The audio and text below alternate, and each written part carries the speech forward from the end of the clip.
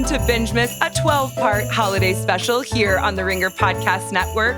I'm your host, Jodi Walker, and we are on day 10 of binging this year's best original holiday offerings from Hallmark, Netflix, and more. And today that means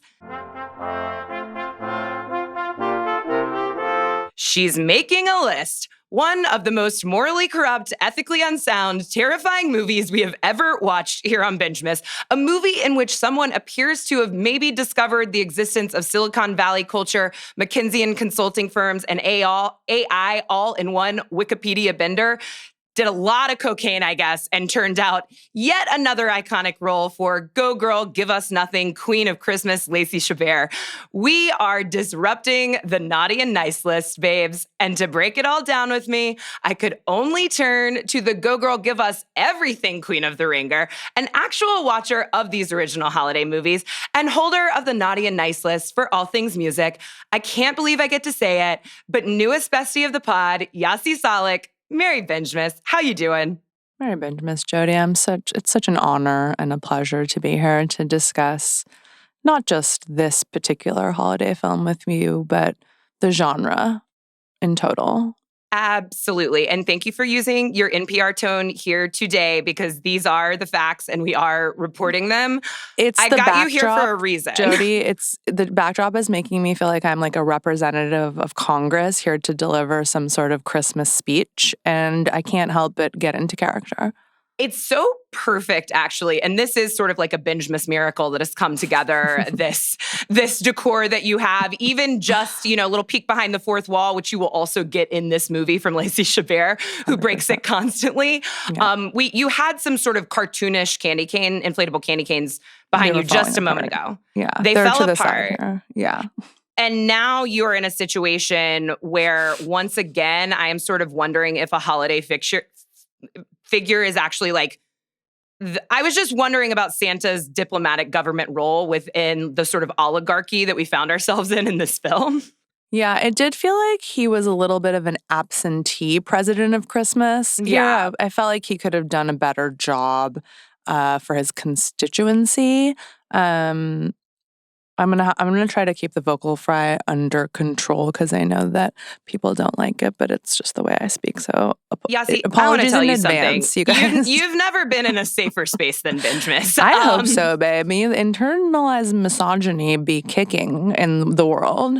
Yeah, and this movie had the Hallmark balls to acknowledge it. I couldn't believe. Before we get into the movie, I need to know because I asked you here for several reasons. I'm obsessed with you. And also, I heard you last year on, The Big Pick, the movie podcast of note, talking about Hot Frosty and really schooling a few fellas on putting a little respect on that name. And I'm just curious about your relationship with original holiday movies. I love them so much, so deeply. I look forward to this time of year when I can put up my little tree, put on the fireplace, and fire up my favorites and then the new ones. Because I kind of have to do a Princess Switch trilogy rewatch every year.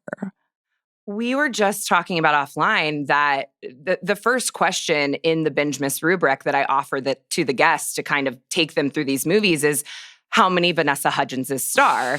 And that is because Bingemas spun out from the Princess trilogy. It was one of the first articles I wrote for The Ringer.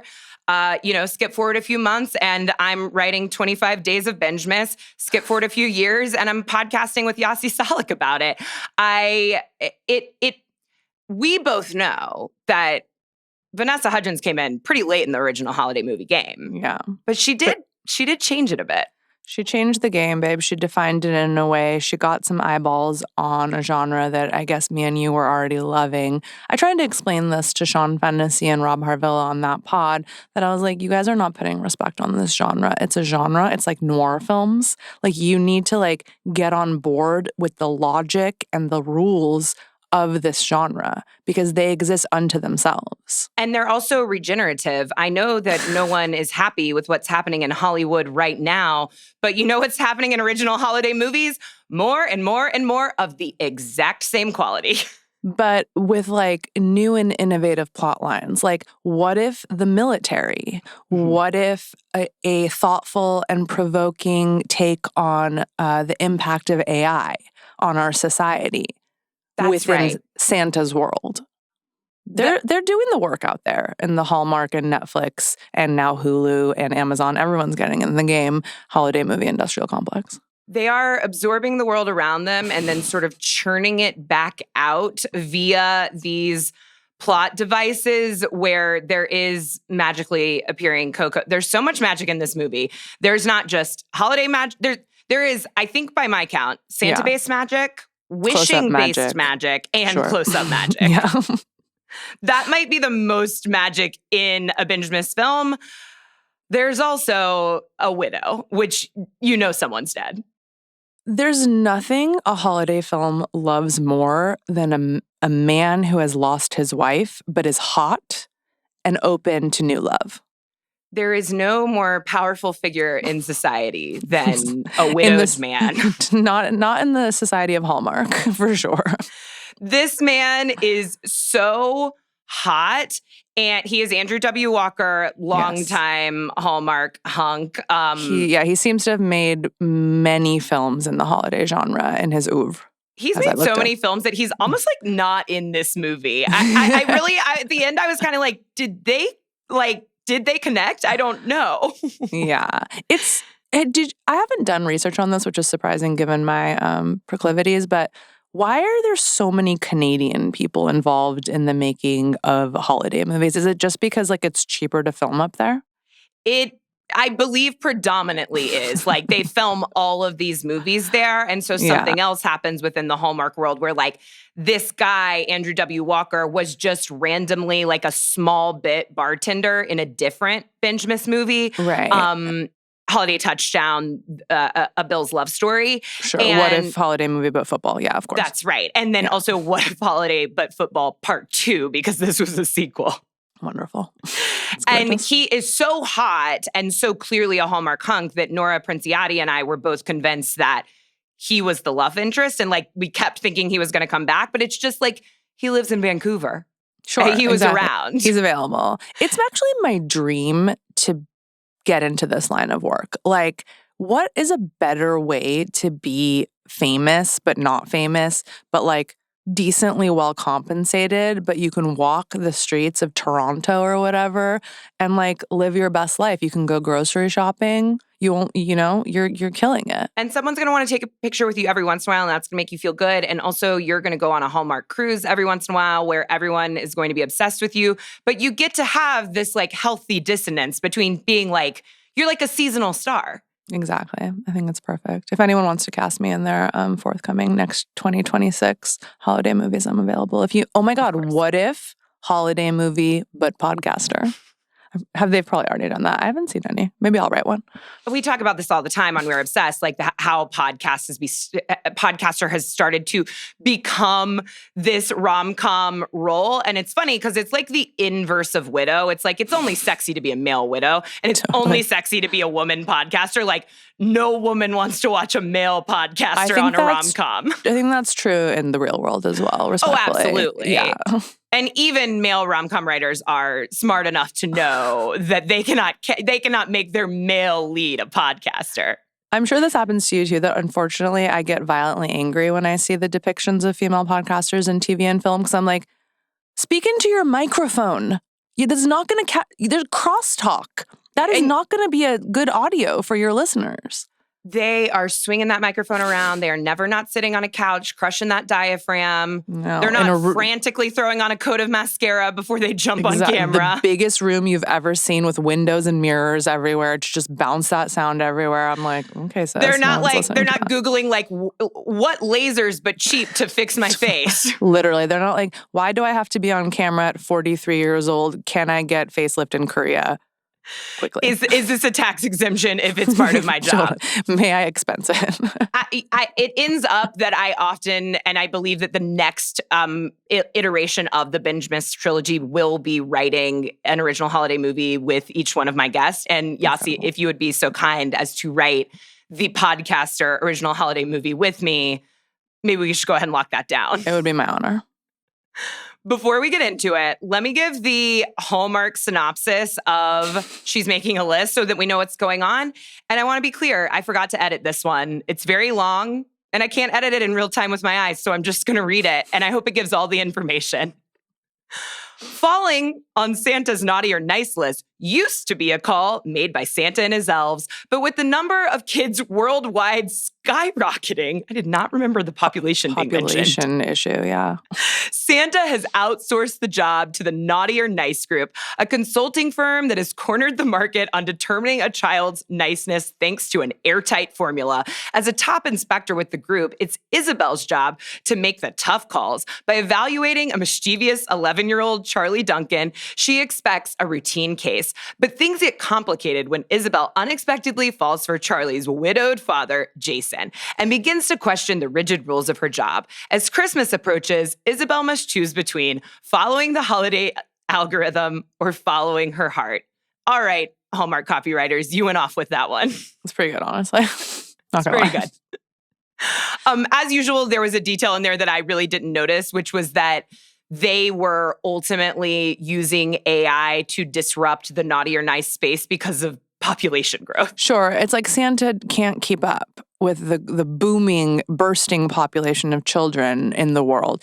I guess Santa's not up on the fact that the birth rate is declining, actually, and we're in for a world of hurt because of it. And once again, nobody mentions that at the end, but by the end, Santa is willing to make some changes because he seems to be sort of completely apathetic to the system that he has created. It took him 1.2 seconds. I mean, we don't want to spoil the ending to completely change the entire inner workings of Santa Corp. Because he is so magic. He is snap your fingers and whatever. He can disappear people. He can summon you. There are basically no rules to his magic, which kind of makes you wonder, why is this naughty and nice list thing so difficult to get a handle on? Why can't you just do it, bitch? Like, what else are you doing? What are you doing the other 11 months of the year? And they're all saying that the elves used to do it, but now they don't. But we get no explanation on why the elves have stopped doing it. They probably unionized. They did probably unionize. Actually, yeah, the structure around this is making a lot more sense. And it also makes sense that I was distracted because really for the entire movie, I couldn't stop being like, this is so fucked up. Yeah, let's talk about that. Okay, so the premise is that children are being surveilled constantly by inspectors from a naughty or nice corporation who literally physically and remotely via cameras spy on them to clock their behavior as naughty or nice. If you do not watch the movie, which many people don't who listen to Bingemas, you could not believe how many pictures of children's faces you are seeing on screens, like being surveilled. I mean, it's giving Epstein's Island a little bit in a way that I didn't want to say it, but I'm going to go ahead and say it. I always knew that was going to come up on Bingemas. I just wasn't sure when. Here it is, babe. And like, okay, surveillance state is bad, which I do think they ultimately make that statement. But Isabel, Lacey Chabert. Played by Lacey Chabert, Queen of Christmas. Yeah, who honestly her turn in Hot Frosty I was obsessed with because she was like, it was a winking nod of like, I'm the Queen of Christmas, but this is like kind of a meta commentary on holiday films. Here it's just a normal Lacey Chabert in a holiday film, except they apparently lost the budget for hair conditioner or any grooming products because they didn't understand why her hair looked like that. She has nice hair. She has great hair historically. I don't know if it was ultimately a nod to the flashback where they show us that Isabel was maybe an unhoused child. Yeah. A child hobo. I didn't really understand. It was just like a series of images of her sitting with a suitcase at a bus stop. She sort of like lived the life of a boxcar child. Yeah. She wrapped herself up in a blanket on a park bench next to an old woman who looks like Mrs. Claus, who had no concerns about the little child hobo next to her. Yeah. I mean, they did the thing, which is a classic trope where like she's sort of a Grinch, you know, in a way, like her heart has been hardened.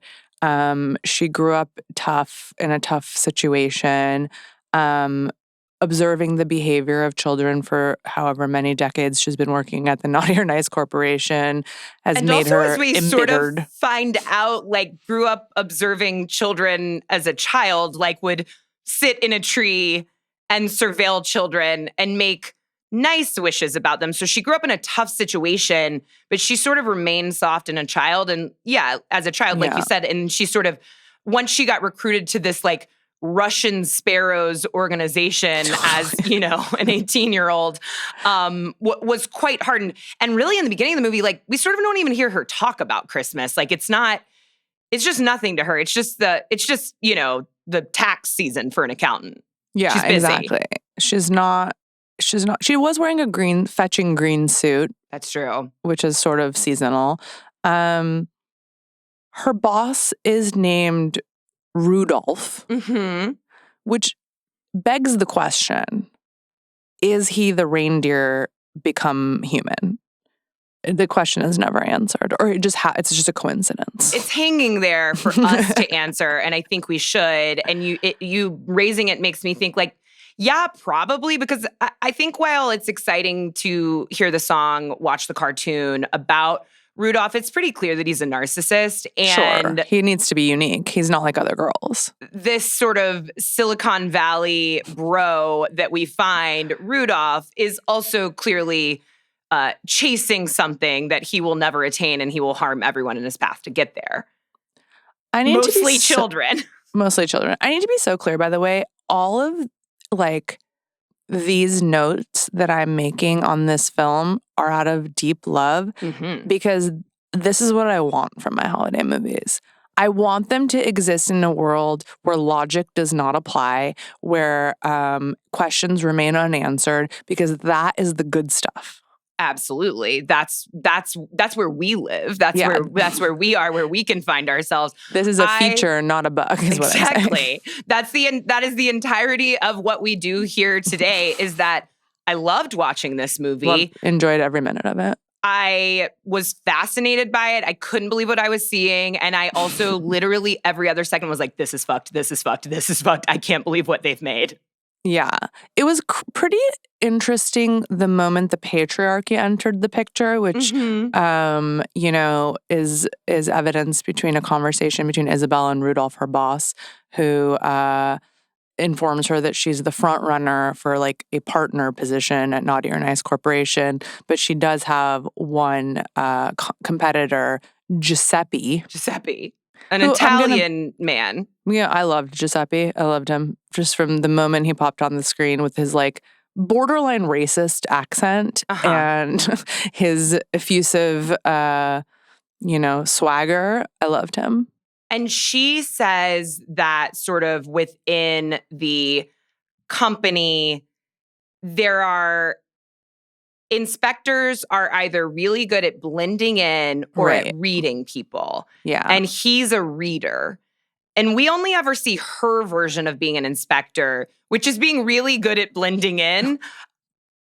Beg to differ, sis. I don't want to hold a woman down in the workplace, but she somehow, failed her way up because she's terrible at being a spy. I'm obsessed with her, like, YMCA Village People level choice of disguises, where she's like, I'm going to be the parking meter maid, and then I'm going to be working for the electric company in an orange vest. By the way, and I want to say this with so much love in my heart, these are not fetching outfits that are giving, like, picking up a hot widow on the street. And yet she encounters the hot widow, Jason, in both of these costumes. And he is just, like, as if she's wearing a push-up bra and a fucking pencil skirt and, like, 9-inch stilettos. As if she is the recreation specter of his dead wife. He sees her. Like, he is so immediately into her. The first time he runs into her, she is posing as a meter maid while being dressed as your sort of idea of a CIA agent. She's wearing a full black, she is dressed as a man in black. She's in a full black suit, her forgetting devices in her pocket, and she is wearing the biggest aviators you have ever seen. And he knocks into her so hard that he knocks off her aviators. So good. Also, just, like, people hate the meter maids. So, like, for a person's first reaction to be like, "Auga" is so interesting. Absolutely not. I'm sure and then there's he's hot like, meter maids. There's hot everybody, but of course. But there's more, hate can really overcome hotness. And you're right. Like there aren't many more despised jobs than that. And she is actively leaving a fake sort of ticket while spying on children. I mean, what she's actually doing is sort of creeping behind a car and spying on two small boys and making notes. Yeah. This woman is a monster. And like that was my feeling from the beginning is how are we ever supposed to get on board with her when we meet her not just spying on children with absolutely no qualms around it, but like damning them to a life of coal and really we only ever see her assessing naughty children because there is an algorithm created, to disrupt the space and to leverage AI that decides mostly who's naughty and nice. And then they pull in the inspectors to sort of evaluate the nuances of being naughty. I don't even like saying that about a child. Imagine an entire year's worth of information boiled down to a naughty or nice in a matter of seconds. Now, most cases are clear-cut, but every once in a while, they fall somewhere in between, and that's where I come in.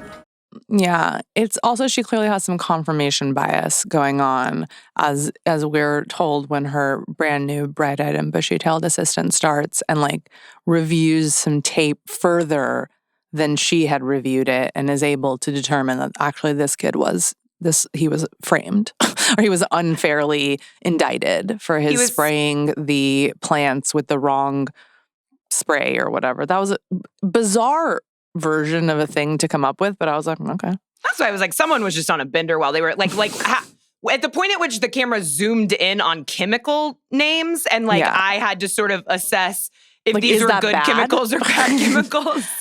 Absolutely every single one of these movies is written under the influence of a great deal of cocaine, and that's why they're like this. And that's, again, a feature and not a bug. And it will be a feature, not a bug, when we write our podcasting rom-com original holiday movie at the next core week under the same situation. I believe we can expense it. We'll ask Justin Sales, but I think he can push that through. We'll just go ahead and send that Slack right now. But she is extremely exposed for being naughty herself when we see this new gal come in, Heidi, who's working at the same organization. I mean, she's also sacrificing some part of her humanity to be there, but she looks at the tapes and she says, I don't think he was. Also, I actually can't stop thinking about the plant thing. We see, because I couldn't understand one single part of it. We see 4 kids planting a garden as part of a school garden. 3 kids walk away, and 1 kid who Isabel is surveilling goes into the cabinet of chemicals that he has full access to. He sort of looks... As an 8-year-old. That's right. Yeah. He chooses a bottle, and he sort of suspiciously sprays all of the plants. I believe he actually just sprays the other kids' plants. And she believes him to be spraying them with bleach. Like a little sociopath. To be sabotaging. I guess we're meant to understand that there's some sort of competition going on here. Exactly. This is what I could not understand. Is this a school competition for whose plant can grow the best in plant class? That's not made clear to us. Listen, this is a thinker. This is a film that asks you to use your mind and your understanding to extrapolate what's going on, and I appreciate that. You're right. The Bingemas rubric is a lot like an algorithm, and this sort of exists outside of it.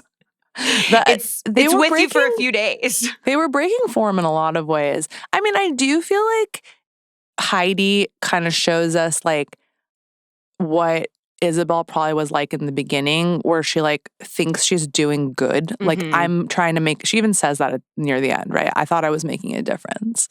She thinks she's doing God's work here, Santa's work. She thinks that by giving very young children coal, I believe the youngest age we hear is 4, which when Rudolph, the creator of the Naughty or Nice Corporation, got coal when he was 4, which I do think that it's that's probably a sociopath. That's probably something's going on. Yeah, you killed cats in your neighborhood. And so Santa was saw something. Santa should have put you in jail, not Cool. Okay, sorry. This is a great time to just pull back and explain the logic of this universe, which I Please. picked up on during the Cole part, but then it didn't really fully connect till the end, in which in this universe, every parent also accepts and believes that Santa is real and does not provide gifts for their own children, so that if you are on the naughty list, that's it. Fuck it, babe. It's over. You're cooked. Sorry, you're getting Cole. Your parents will not be giving you a gift because they are on the side of Santa.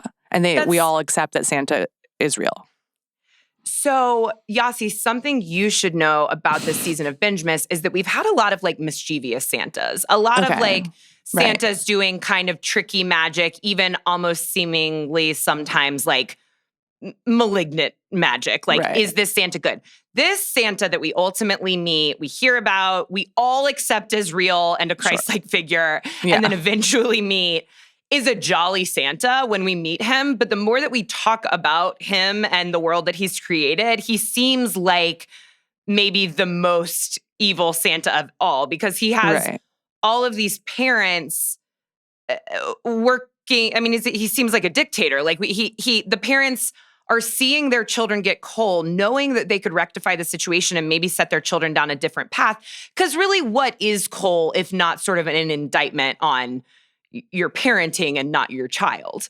Which is kind of interesting, though, if you think about it now, coal being like such an expensive fossil fuel, that like maybe it's actually pretty valuable to receive coal. That's true. And all these little monsters are going to take it that way who are getting it. And I did have the idea, like when she was realizing she was going to have to leave Santa-based consulting, that like she'll just get into big oil. You know, like there are plenty of places for her to go. Yeah, she's got the skill set. Yeah, this is an ambitious film because what we're doing at the end is changing the entire centuries-long system of Christmas. Yes. As she is realizing the moral conundrum, sort of, I kept thinking like, she's going to have to like blow this up. She's going to have to end the way that Christmas works. And we have like 12 minutes left in the film.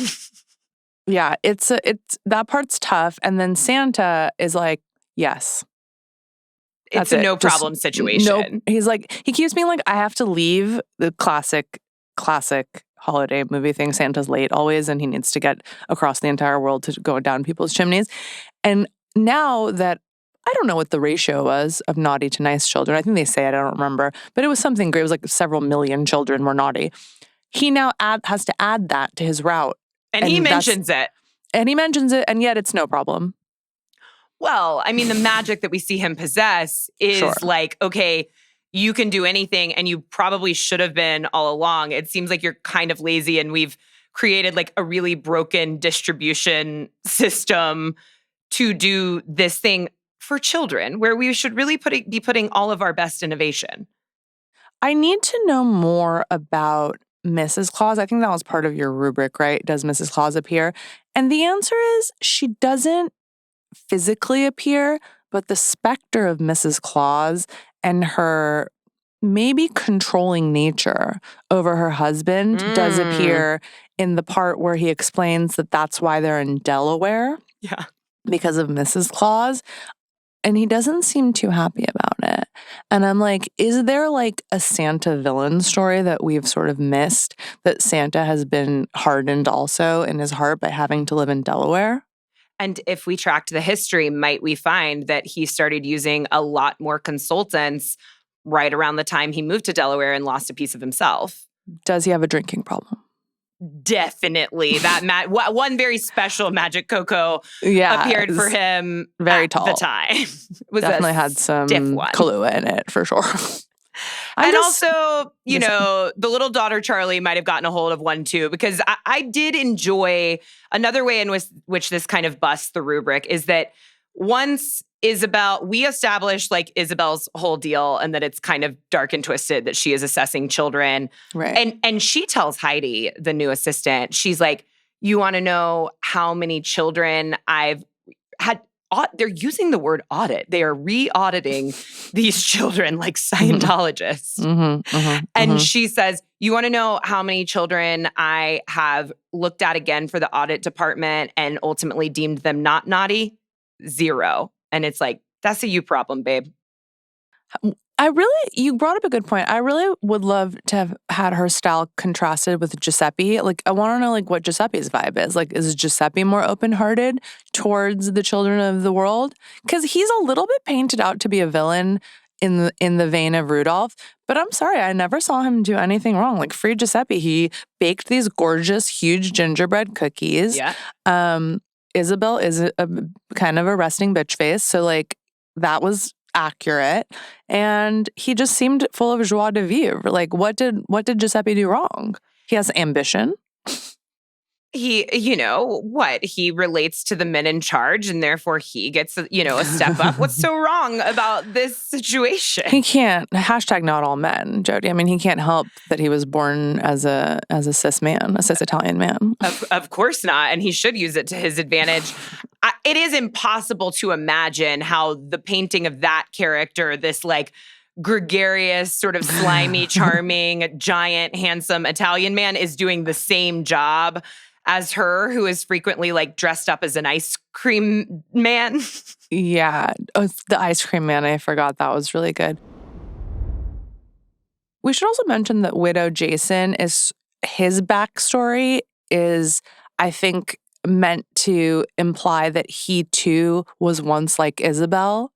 Yes. And made a career of being critical, overly critical of people, because he was a restaurant critic that was terrible and ruthless. But he changed after he was widowed. The death of his wife caused him to be like, you know what, I should not be mean to restaurants as a living.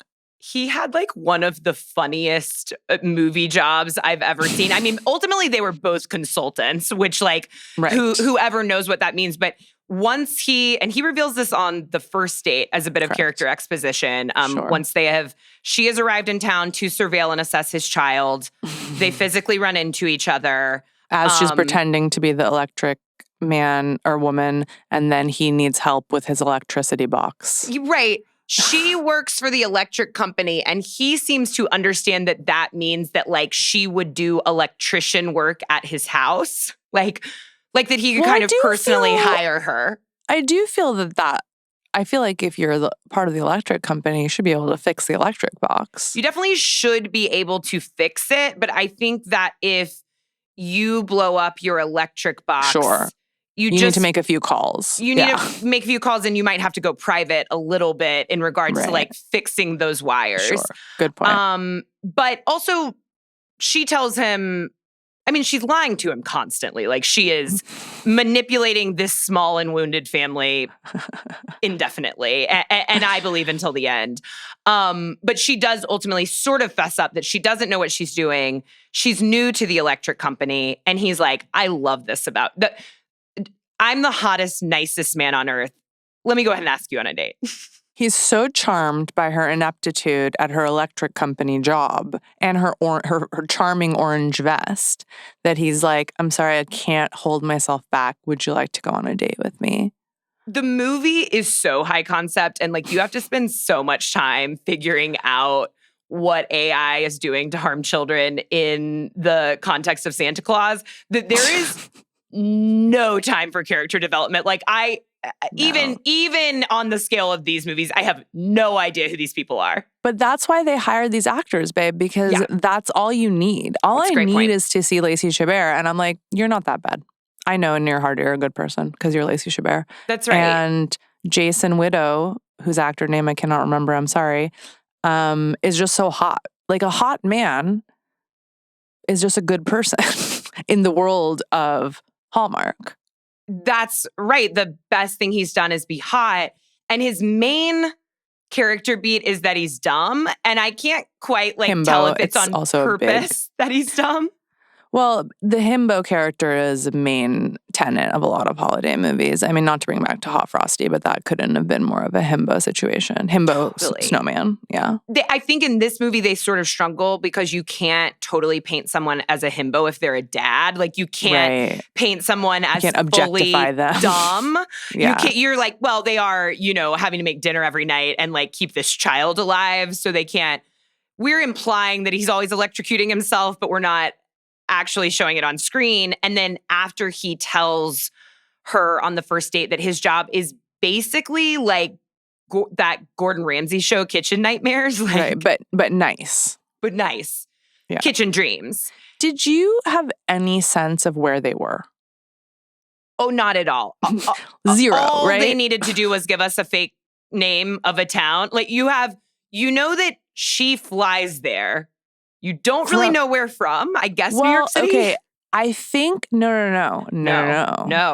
Because at the end, when she's joined by in costume Heidi, who's pregnant, her assistant, the Santa, they're in like Los Angeles or Florida because it's warm. The Santa is wearing shorts.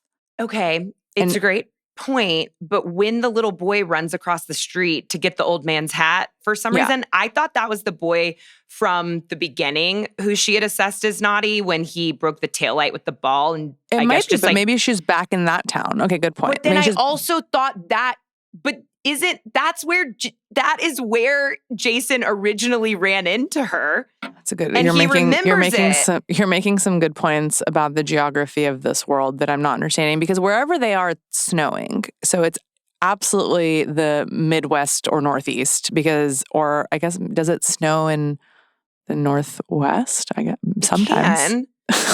It can, and this is the work that the movie asks us to do. I think the only thing that makes sense is that Jason was on a Kitchen Nightmares business trip. Sure. When he ran into her the first time, and that's why it was so hard to place when he ran into her the second time, because she was wearing a construction vest so convincing that he could not remember her.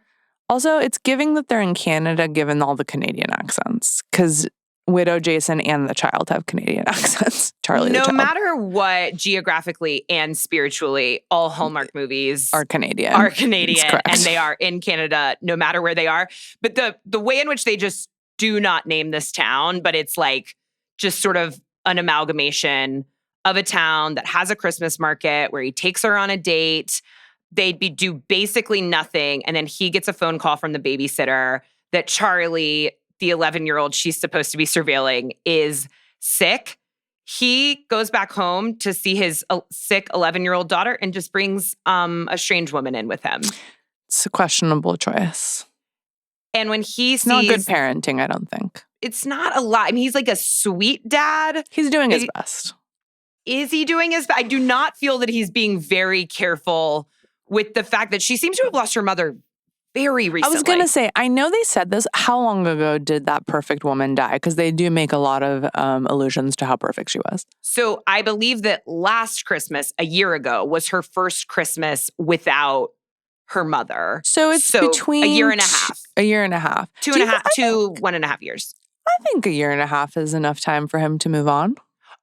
I think, that everyone meets grief differently. And I think a year and a half could certainly be enough time.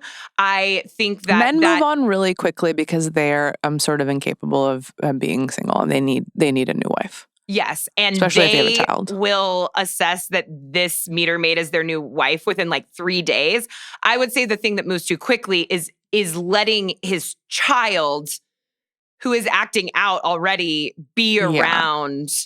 Yeah. I think if my child was sick and I was on a date, I would be like, thank you, ma'am. G to G. I'm so sorry. Yeah. I will pick this up later. I'm going to go to my home alone to see my child and not inflict a strange woman on my, allegedly sick child. As we learned, she was faking it. Which Isabel clocks as a clocker of children. It's her main character trait. Her skill. Her main skill is that she can see that Charlie has heated up the thermometer on a heating pad. My trick as a child was always a light bulb, and it always goes too high. It does. Interesting. My parents are foreign, so it literally would not matter if my temperature was 111 degrees. They were like, that's okay. You need to go to school. Okay.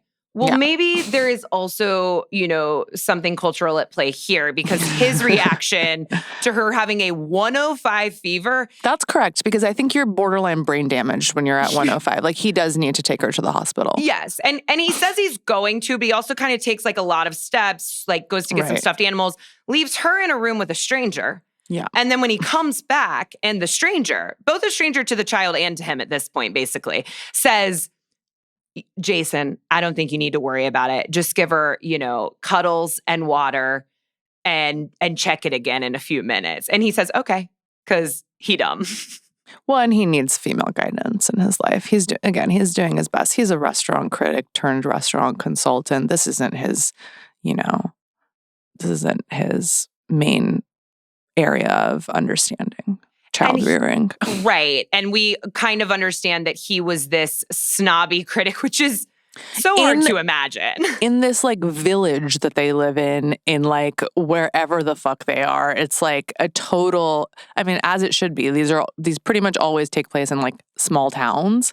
But I'm like, what level of restaurant consultancy business are you running in this small town where you live? Did you relocate? If you were a restaurant critic, did you relocate from... We don't have a lot of restaurant critics that live outside of major cities, right? I'm sorry, No. I'm not super familiar with the restaurant critic industry, but... Well, a local paper can, a local piece of media can certainly also have a food critic, but it's probably not their full-time job. That's what I was going to say. And we don't, his wife absolutely could have been the breadwinner, and he was just being a snobby local food critic. Okay, so he was not supporting the family. Yeah, but he was out. following his passion, which was criticizing restaurants. Okay. Yeah. And that's where we've landed, and that's how we found this incredibly nice guy who is sort of clueless. He is so much more clueless than all of the women around him, including his 11-year-old daughter, because resting bitch face game, recognize resting bitch face game. Hard to say, but they clock each other. She clocks, Isabel clocks Charlie's naughty tricks, and Charlie clocks that Isabel is a spy. Yeah, her subterfuge that she's, doing.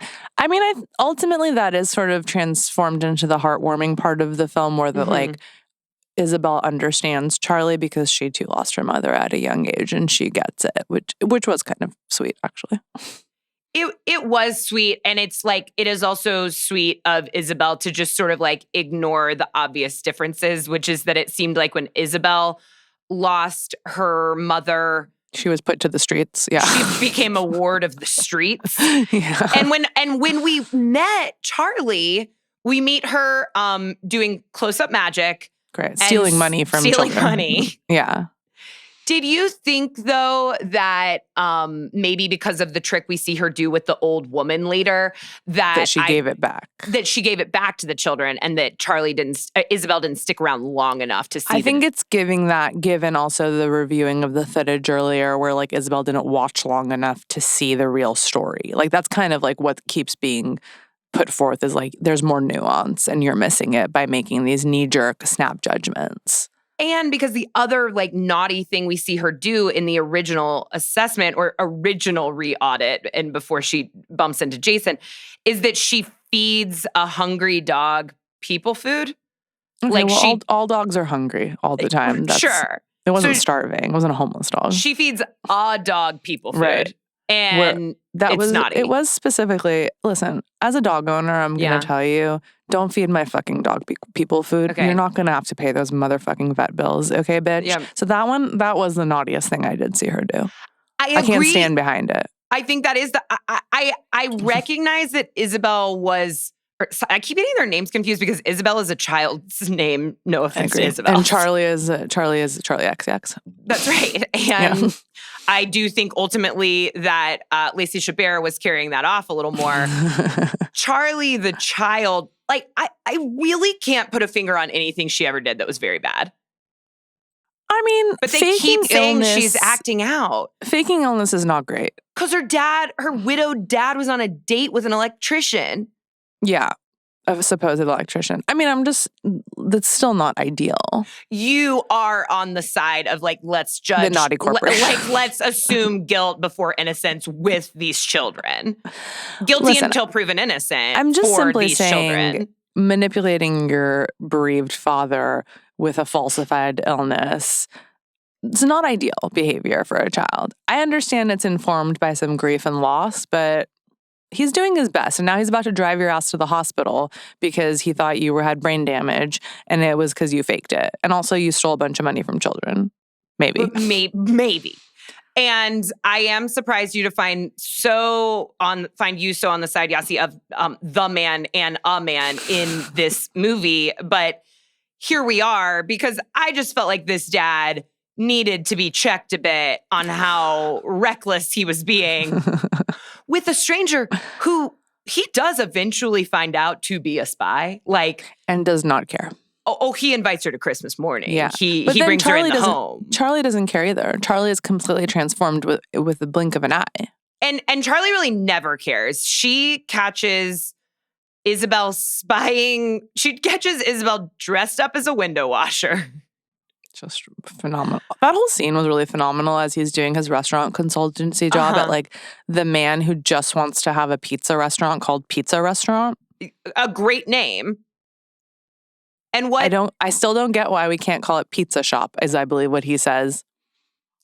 And what should Jason, a man who's bad at every job he's ever had, Jason's idea for the name of the restaurant was horrific. Slices and Sips. Sips and Slices, yeah, where you pair a pizza with a beautiful bottle of wine from the wine cellar. And he was like, I thought this is what we were doing. I thought we were on the same page. I'm like, this man, his name is Jimbo. You thought you were going to be, serving some gorgeous, natural, chilled reds in this establishment? Nat. Yeah. Absolutely not. In your village. And then Charlie saves the day where she's like, it should be kid-friendly.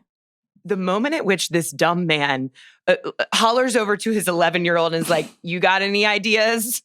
And she was like, yes, I have some perfect ideas. Also, your new girlfriend is a spy. She's washing the windows. So what Isabel tells Charlie at first to explain her spying is that it's like her social media stalking. It's just a little something she does to make sure that new friends are nice. Even a haunting ease with which she lied to a child. But also, that's a more sociopathic explanation than the truth. That's the most psychotic thing. Imagine someone said that to you. You caught your new friend just the next day. Peeking through your window. And they're like, oh, I just like to watch my new friends. I'd be like, restraining order. Absolutely not. Goodbye. It's absolutely nuts. And this is a child. So, and ultimately she does buy into the Santa thing once Isabel tells her, but first she needs to dress up a few more times and follow her. Yeah. Yeah. What about the part where they send her to tell the fake Santa what she wants for Christmas? Uh-huh. Who ultimately turns out to work for Santa? Doug. Mm-hmm. And I'm going to say it, Charlie was my favorite character. Totally agree. Because what does she say when Doug says, do you want to sit on my lap? She says, I prefer to stand. I prefer to stand. Yeah. And then she's like, can we just cut to the chase? Yeah. And he's like, okay. And then she asks for world peace, a thing that she knows that not even Santa can deliver. Yeah, she does have a naturally manipulative nature, and which I love. Which I liked. Yeah, I did kind of feel like she was using it to call out the world around her, and I liked that. And she should be, maybe not should, but should be glaring at her dad's new weird girlfriend. Yeah, I think that's fine. Let's see what she ultimately does with that skill set. It could go either way. She could fight for the rights of the people in the world, or she could be the next CEO of whatever the AI corporation that supplants Naughty or Nice Corporation is. And I do Gotta keep an eye on her. Yeah, I think she could go either way, and I actually don't think that the adults that have been put in her life are the ones to guide her to the right way. Maybe Jimbo. And they did kind of have a special relationship.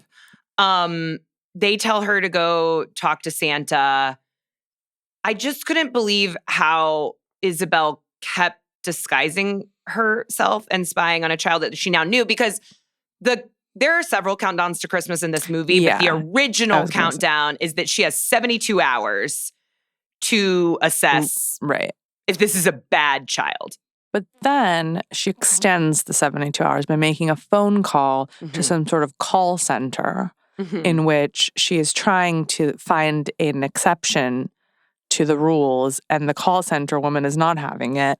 And she explains to her how she can request an exception, which sounds really difficult.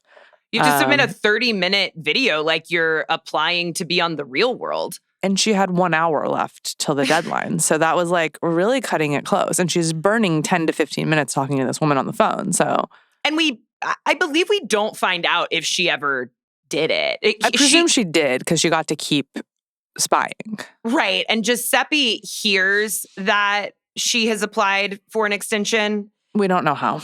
We don't know how that gets back to him. I'm sure he has moles all over that office. I bet he has that office wrapped around his finger. I bet he has kissed that woman she talked to on the phone on the mouth.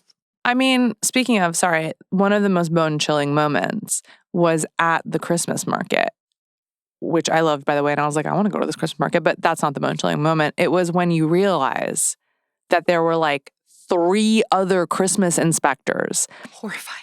At work at this tiny Christmas market in Anytown, USA. And then I was like, I'm sorry, how many fucking naughty or nice inspectors walk amongst us? So many. Absolutely These surveillance are state. Lizard this is people. a really meta commentary, this film. Anti-surveillance state, anti-AI, anti-patriarchy. I mean, give it its flowers. It's doing a lot. And it's like, it's it's a starting point. And I do think that then when this franchises off into a trilogy, we will really be getting somewhere by the time they are cloning Lacey Chabert to do who knows what. Right. But yeah, like we are getting all of these little windows into how extensive this network is, including that at one point he comes to meet her for a date and he's like, sorry, I was just dropping Charlie off. No. Yep, Charlie. I was just child Charlie. I was just dropping Charlie off at Chuck E. Cheese. And I do feel like there aren't a lot of 11-year-old parties at Chuck E. Cheese, but I'll take it. They got the rights to say Chuck that E. name. They have really good pizza and cake. I'm not going to lie to you. I can't go there because you're not allowed to go there without a child, but it's a really fun time and I have really fond memories and I had many birthday parties there. Unless you can go there without a child, perhaps if you're surveilling them as a part of the Naughty and Nice Right, like you have to dress as Charles Entertainment Cheese and you kind of stalk the premises. Know that that's who was in that suit. 1,000,000%. Now I feel really violated actually of my childhood of Charles Entertainment Cheese was an absolute narc. Remember when there used to be a full band there? It was so they could get more spies in. Band of fucking narcs, man. I'm upset. And he's like, it's so crazy how much construction there is around Chuck E. Cheese all the time. If the far right ever gets a hold of this movie, we are going to have a real conspiracy theory on our hands. Yeah, good point. I mean, I don't know who the demographic of Hallmark movie watchers is, but I'm pretty sure there's plenty of far right people. That Venn diagram's pretty tight. You ever spend any time on r-hallmark? I've spent some time there. I don't. I try to keep Bingemas kind of canon, like what is my experience with the film, but right. I like to see what's going on. Have you been on recently? I just checked the thread about this film. What you seeing? Kind of negative, honestly. I was a little bummed out that a lot of people turned it off. They thought it was boring in the first 15 minutes. They didn't believe the actors to have chemistry. One person literally commented that they were in the middle and they were enjoying it so far. And I was like, I'm sorry, what did you do? You paused the film to just hop on r-hallmark for the thread about she's making a list to chime in your 2 cents. All I'm saying is I think they needed to Trojan horse these big ideas in sort of a simpleton package in order to reach as many people. Like maybe it's almost like subliminal advertising. Like I think like maybe you didn't walk away like us who are, critics. Mm-hmm. We are the snobby critics. Discerning, ready Hallmark, to eventually make our kitchen nightmares turn towards writing Hallmark movies. Exactly. Other people just sort of need it to be implanted into their psyches so that they can later wake up like 2 weeks later and be like, man, AI? Not that great. Or as Isabel said, when she's informed of the reveal Yes. of the new plan to make Naughty it 99 Nice 2.0. Yeah, 99.9% accuracy with now AI. they're doing, Uber for the naughty or nice list. They're humans at all. They're just, reinventing it even more. They're doing Waymo for the naughty or nice literally list. just AI, just algorithm. And Isabel says, the answer isn't to make our evaluations less human, but to make ourselves more human. Mm. Oscar. And ain't that the meaning of Christmas? Just saying. Yes, because ultimately what she learns there is that he says that the naughty or nice 2.0 algorithm will be 99.9% accurate. And she, a woman in STEM, does the quick math to note that that would be leaving 2 million children behind. Yeah. No child left behind except the 2 million that we're going to give coal to by accident. That may or may not be naughty, but ultimately, if these people were human and could see that no children are bad, then we would know, let's not give anyone coal, which is like the ultimate decision, because the thing that's sort of never being addressed throughout the movie is that the construct, not of the algorithm or of the consulting structure, is flawed. Santa, a dictator, has decided that children should be judged and assessed on their naughtiness and niceness. And sort of chumps like Isabel, who spent a lot of her childhood making wishes in trees, thinks that by giving them coal, they are operating on sort of a sort of like a prison system, like this will reform them. If we give them coal, then they will know to fix themselves, but we will not give them any of the tools or resources to do so. Just the coal. Isabel's great argument is to give resources. Yeah. Where do you land, Jodi, if you were tasked with rehauling how the Christmas system works as it stands in the world of this film and not in reality, where there's a naughty or nice list? Do you feel that there's, are you like a traditionalist, or do you feel like it does merit some reform? I think that I would operate it exactly like our world operates it, which is that you get Santa until you're 7 or 8, and then everybody's on the same page that your parents are giving you the presents. I don't want these parents to believe in Santa. I think that's a big issue with what's going on in this world. And then secondary, I would want all children to be treated as good. Yeah. I think they could have taken some bigger swings and maybe noted that, there's plenty of good children in war-torn, ravaged countries who are probably not getting anything, whether they're good or not. Yeah. And how are we showing up for them, naughty or nice corporation? How did Santa deliver whatever he needed to deliver to child Isabel when she had no fixed address? It's not addressed. The relationship between Santa and Isabel is an absolute mystery, because ultimately, when Isabel goes back, she hears about Naughty or Nice 2.0, and she has not been fired for fraternizing quite literally with the hot widow dad. She's warned, and she's taken off the case. So at that point, she also doesn't even have the means. She is both works at an unethical company and is unethical to that company. Well, she quit. She quits. Then. So she doesn't even work there anymore. So she quits, and she says, I can't take this anymore, and I can't handle this, precious widowed child being deemed as naughty. She zips right back on over to wherever they live that contains Florida. Most of the naughty children in America, Florida. Yeah. And you said an Oscar a second ago.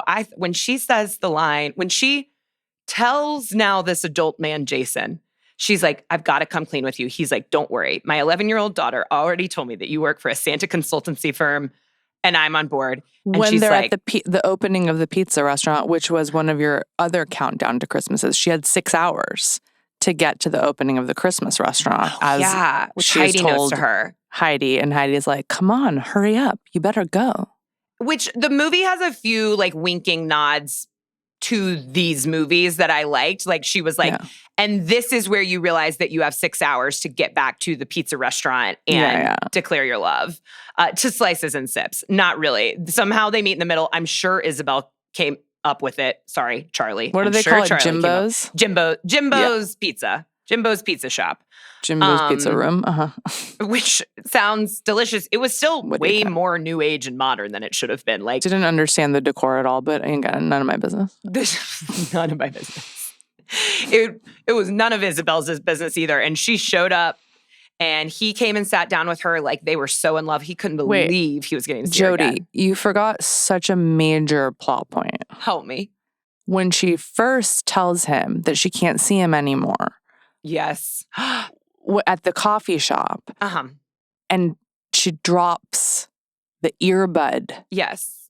That she's wearing at all times that no one's noticed. She's wearing at all times and that he picks up, does not look into at all, but then it's made clear that Charlie has obtained this earbud, which is how they explain how she got in touch with Heidi to get the pizza restaurant information to Isabel. This man is inept. Cocaine, babe. That's a cocaine plot twist. And cocaine makes you be like, what if this child is a monster genius who's like really putting in the earpiece? Every string here. She's got an earpiece in. She's talking to corporations. What about this? And the smooth-brained widow is like, that's weird. And just like picks up her earpiece. He doesn't text her. We have cell phones in this world. To be like, you left behind your earpiece. He simply takes it to his home, leaves it in a place that Charlie can get to it, and that's that. He's like, I got to get this back to her. He's not like, QQ, do you work for the CIA? Yeah, why do you have an earpiece? Why are you a spy? He literally is like, huh? And that is how the character is written. I do not put it against the actor, and I do believe that he deserves an Oscar for when they're on the same page about her being a Santa consultant. Sure. And then she's just like, she's at a loss and she's like, the company that makes the list, the whole formula, it's just broken. And Charlie's going to land on the naughty list again. And the way he looks like, what are we going to do? Because he has just confessed to his greatest crime of all time, which is not being a sort of absentee parent and then zapping himself with that electricity and affecting, I think, like his neural pathways. No, it's sidestepping Santa's wishes. It's the time that he replaced all of her coal with gifts. Repurposed gifts, by the way, is what he said. What did that mean? What did that mean? Don't know where you repurposed those from. He put the cat in a box? Like no idea. Made no. I was like, okay, I'm just gonna right past that. Whatever you say, sir.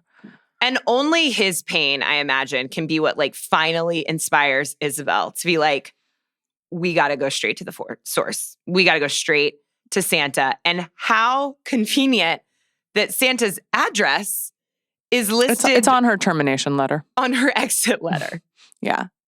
Even though, I'm sorry, not to point out a bit of a gaping plot hole here, but she doesn't work for Santa. She works for an outsourced corporation. So I'm not really sure why Santa's address would be on any of her form work from this corporation, because they are simply subcontractors. Exactly. Like it's like if you worked for like a government cybersecurity firm that works for the government and they put the presidential address. Yeah, which I guess everyone kind of knows the presidential address. But anyways, at least they have it. They're able to not have to go all the way to the North Pole because once again, they're now on another clock. Christmas is approaching. And how do they get to Delaware when we find... I don't know. Well, they must drive, and now I believe that I think we've probably geolocated them at least a little. They're on the eastern seaboard somewhere. They must be. It's not a planes, trains, and automobiles movie. Like we never really know how anyone is getting so from minor, one place to another. Jodi, but I have to point it out as someone who's been on the East Coast. Well, maybe they're in the South. There are a lot of ankle showing on that child in her winter outfits. And I'm like, I'm sorry, is it not December 23rd in wherever we are? There's snow on the ground and you have exposed flesh on an 11-year-old? She's wearing like ankle socks. No one's taking care of that child. At one point, when an adult is spying on her, and it's Isabel, our heroine, she just goes into a house that isn't hers, and Isabel hears a scream. She follows her in and finds her to be with an elderly woman. Mm-hmm. At which point, I think I heard like the most Hallmark movie sentence I've ever heard, just sort of out of context. Like it's not even explaining the movie. It's just like, only here could I find this. When that old woman who invites Isabel into her home, as usual, everyone invites this stranger in all the time. The stranger that burst into your home, I would be like... because they were following a child and the child didn't know. Police. Should telephone police immediately. There are no phones in this movie. I really did not see anyone use a phone. It's all except for when the babysitter calls. Yeah, pieces and the babysitter calls. The older woman starts to talk about Charlie's mom, and she says her mother and I ran into each other a lot, especially toward the end, because we know that they were both sick. So that's bringing in death and despair like these movies. And then she says, eventually she found out I used to be a magician. Sent me to the moon. I was like, what? How did that come up? In the line at the pharmacy, like it just like chit chat. And then she was like, yes, I spent some time as a magician. And this is the second time in this year's Bingemas that like someone's a magician. A dead close-up magician family member and their love for magic and their passing of it on to a child. The Holiday Heist or whatever that movie is called. That's right. Jingle Bell Heist, very inspired by generational magician privilege as well. So that's how Charlie became interested in magic. No one is protecting this child. Definitely not Santa. Because once we make it to the Delaware outpost of the North Pole, they are sent straight up to Santa's office, which I assumed was because of Isabel's role in the Naughty or Nice Corporation. But no, it's because he's been waiting for her to arrive because he has a book of her wishes. Well, he's Santa, babe. He knows everything. He's magical. He is omniscient and all-powerful. That's kind of what we're led to believe. It's just that we were never told that the wishes were Christmas wishes. No, but I'm gonna tell you something. Okay. I cried at that part. I'm sorry. I'm just gonna keep it 100. I'm absolutely extremely luteal right now. We're within days of the period coming. Like I can't be held responsible for my actions. And once he busted out that wish book and started speaking her wishes aloud, I did start crying. Hey, Yasi, I got to tell you something, which is that during this moment of skepticism that I was just describing, why does he have this wish book? They weren't even Christmas wishes. We weren't even told she was making all these wishes about other children. Mm-hmm. She's kind of like doing a Santa-like thing where she's wishing for other hobo children that like they not have to be so tough. That's like literally one of her wishes. And we find this out and I'm kind of like, where do these wishes come from? And then Santa hugs her. And Lacey Chabert's eyes fill up with tears. And he says, never stop believing, Isabel.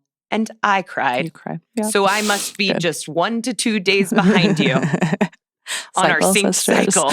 Yeah. Because, and I had the thought throughout this movie, like, I really love how insane it is. I don't feel that emotionally connected to it. Right. And yet did Santa not get me? I mean, these movies are made in a lab to do that to you. And, you know, we can't be held responsible for our actions. It's why you're not allowed to watch them on planes. You would lose too much liquid from your body. It's incredible. I thought that was a nice touch. It was kind of like mirroring how we're shown over time that Charlie is a good girl through like her care of the elderly neighbor and stuff. Right. That we're also shown that Isabel is a good girl in her heart, that she spent all this time wishing good things for people. And it's just that I come at the movie, and maybe this is my overly trusting nature, assuming that all of these people are good. In these films especially, the villains are very obvious. Now, there were times at which I was like, is this a precocious child who sows discord? Right. Kind of. And that's an overlap you don't usually get. Yeah. But I will say even the villains were kind of proven to be good boys in the end, you know? Well, because the fix, the magical fix that they come up with It's is holiday reparations. Exactly.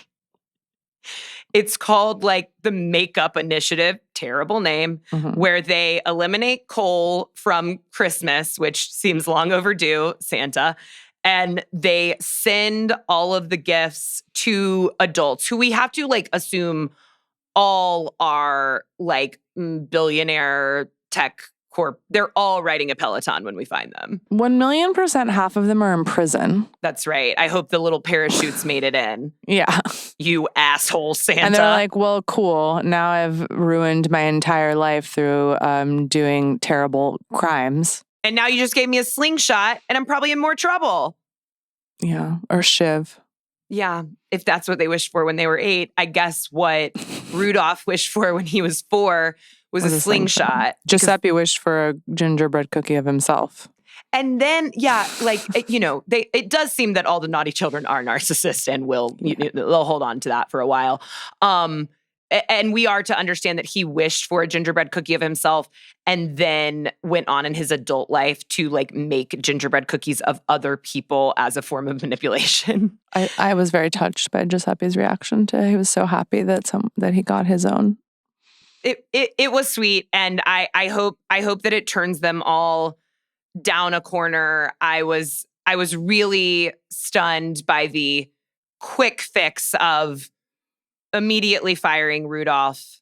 You know, immediately launching the initiative. Santa's got to be over the Pacific in 15, as he said, and of course, the way the movie ultimately ends is by Jason inviting a known spy who's his meet cute with her, and they do quite literally fall into a snowbank, by the way, is that she was spying on his child. Yeah.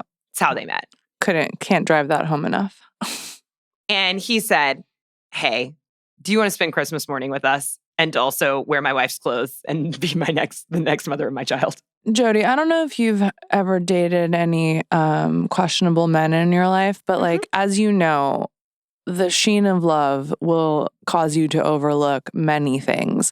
I've simply been there. So spying is actually not even close to some of the fucking shit that I've sort of been like, that's fine.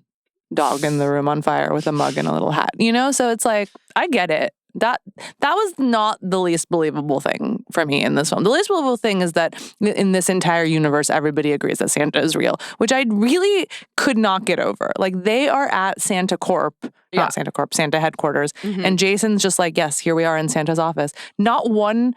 This is not typical of a holiday movie, which I find interesting. Most holiday films, there's skepticism around Santa's being real. And ultimately, they kind of keep it loose. It's like, well, yes, there's skepticism around Santa being real, and then there's like some sort of magic or something that suggests Santa is real. Exactly. And then they don't sew it up. They are not like... Yeah, it's left like the real world is, like, just believe. It's faith-based. Yeah, and don't ask adults. Christianity-based, which that's a whole other podcast where we can get into why none of these films actually ever mention the true basis of Christmas. That's not the magic we're here for. No. But in this film, it was just like, it's canon. Santa is real. He lives in Delaware. All parents accept this, all adults, all children, everyone's on board. And it's not weird to be in Santa's office, except that it's like being in the presence of a great celebrity. I think she actually refers to him as a very famous person at one point. Yeah, a very famous guy. And that's it. And then they're like, okay, now we move on with our lives in our new shared life where you're at Christmas with me and my daughter.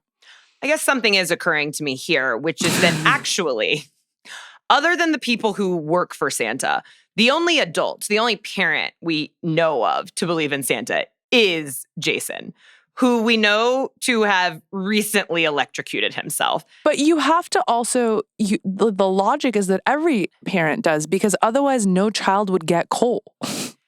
Or is this all kind of a dream from Jason when he passed out by the electric box? Probably killed his wife. No offense, but maybe she died in that accident. Right. So the real the cut ending of this that Hallmark did not approve is that he wakes up in the hospital, his family murdered by his hand by accident, and Santa is not real and he's alone on Christmas Day. And that is Yasi why our movie that we write together will be airing on Tubi so that we can get away with these kinds of twists. It's the first ever dark dramedy Hallmark holiday film. There is a horror Christmas movie on Lifetime this year that I am interested in. It's not on the official Bingemas list right now, but I'm going to be keeping my eye on it, especially now. I mean, Yasi, his name is Jason. This is a horror movie. You're so right. It's really what we missed the whole time. It's about AI. It's a horror movie. I think that's what the true takeaway from this film is. And it is the true meaning of Christmas. And I've learned a lot. And I cannot thank you enough for being here today. I can't believe we got you. It's my honor. Already thinking about what horrifying sort of unethical movie we can get you on next year. Can't wait. I can't wait to see what comes out in 2026. I need to go home and rewatch some of my favorites like Christmas Inheritance and the one on the ranch, the one with the Christmas drop with Cat Graham. I have a lot of faves. Feel free to get them at the People when this drops because Bingemas listeners are always looking for more, and we're always sort of loosely toying with a Bingemas rewind where we get to some of the greats that we've missed. You're going to have to do it year-round then just to keep up. Exactly. And actually, for as much as we've talked about the Princess Switch trilogy, I so loved Vanessa Hudgens' first Christmas movie, which was now I'm not going to be able to remember the title, but it was about a time-traveling knight. Oh, yes, of course. Which was nuts. Is that the one? No. I always get the fake countries confused. Genovia is not. Genovia is Princess Diaries. Princess Diary. Belgravia? Let's see. I think it is Belgravia. But I think Belgravia is Princess Switch, but I think there's Montanaro.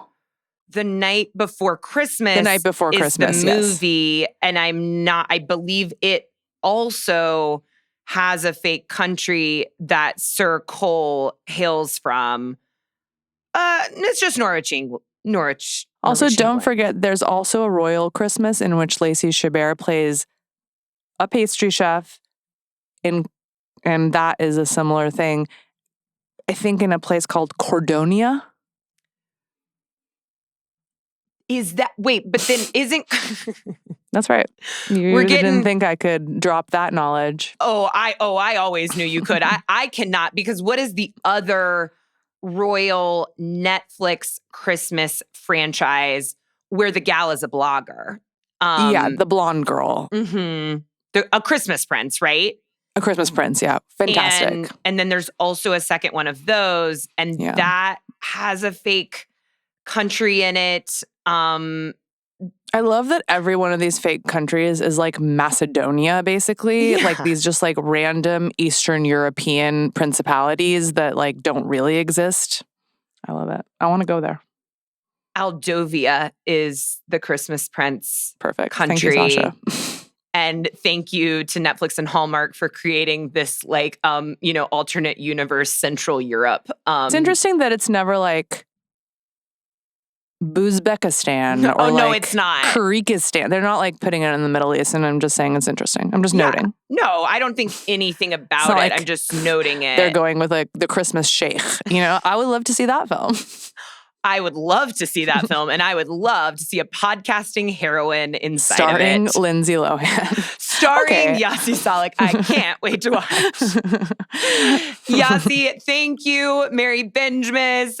Thank you to Sasha. Thank you to Ashleigh. Thank you, Belle. Tune back in next week for more Bingemas. We're already getting towards the end. As if I haven't been crying enough. I'm crying already. Merry Bingemas to all, and to all a good pod. Bye.